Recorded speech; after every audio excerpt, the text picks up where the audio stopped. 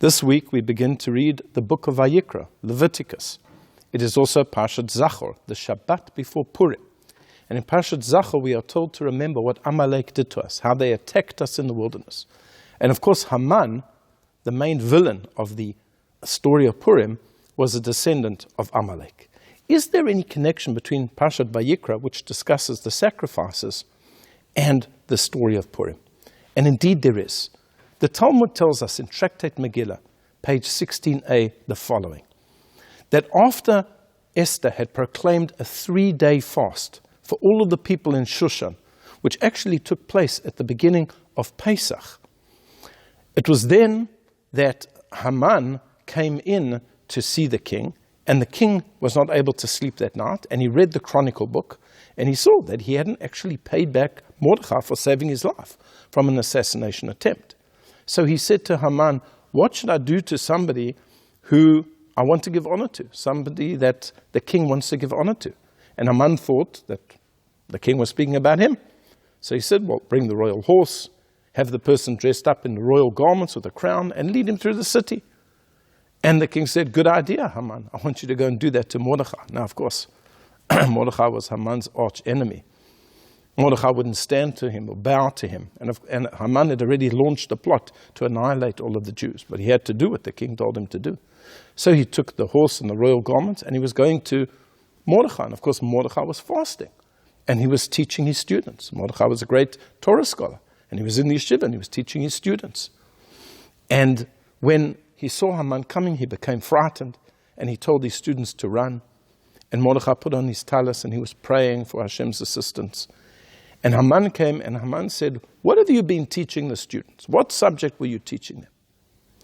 And Mordechai said, when the temple existed, and a person brought a mincha, a flour offering, the Kohen would take a kamitzah, that's a handful, basically what you can fit in these 3 fingers. The Kohen would take a handful and put it on the altar, and a person would be atoned for certain transgressions. And Haman said the following words, your little handful has come and pushed aside the thousands of shekels that I paid to the king to have the Jews exterminated.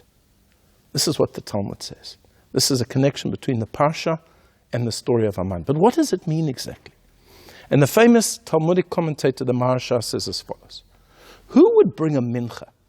What type of a person would bring a flour offering? Well, we see in our Parsha, there were people who would bring an animal offering.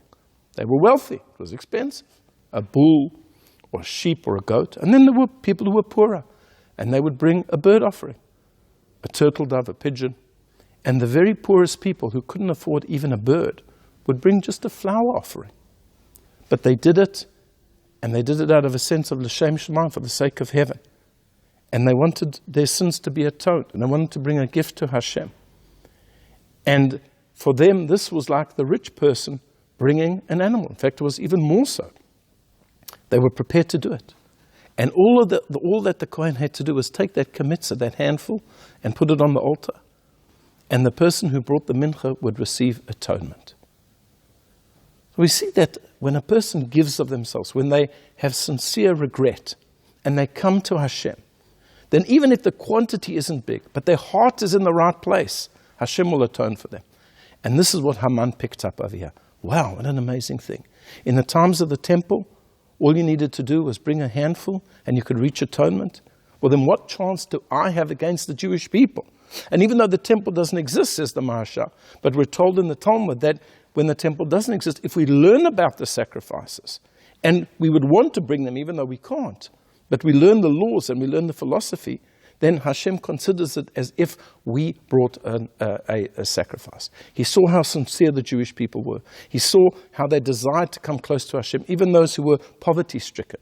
And he realized that he had no chance against them. And so, of course, the story unfolds that Haman was hanged with his sons and the Jewish people were redeemed and saved. I wish you all a Shabbat Shalom and a Purim Sameach.